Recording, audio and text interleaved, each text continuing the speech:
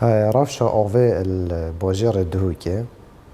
امشین بجینیا باشه بس دم ام بجینیا باشه معنای نه و کما اوریشانینن اوریشای تین زوره تین تایبت هندک جها ندگیره داینه تو را سرکی هر روزا ما اوریشا بیوراج جا هی از سپاسی خلق دهوکه کم کوپتریا 75 ساده خلق دهوکه بگیر بینه و بیور داناین بس با هر آریشه نایتن چه بیتن شو 75 ساده یا امشین بجیم 50 حتی 55 ساده درست نخواندن یه دینای نخواندن خلط دیگه داین بس می‌دونید چطوری که بخار که دوی که دیار کم کو بیور نه چطوری که خرابه چطوری که باشه و حکت درستی دیفرین مایا سر درید گل بتگیرن با هر دوکای باشه با حکمتش با حالاتش باشه کوالیتی یا دانانا یا بیورا مگازندال سر هی و گره بریه چونکو او یعنی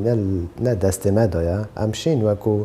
اشراف ام بجین و کو سرپرشتی ام بینین بس و کو هات نویتش دیجدر وی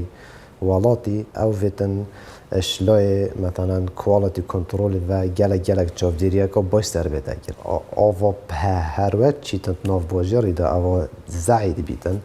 ما وکو رو بریا آوه سال 2019 پشتوانی آری خراجی های زد من نمونک برش ناف باجر دهو که درکت خلال وی هیوه دا 57 سادش آوه به هر وقت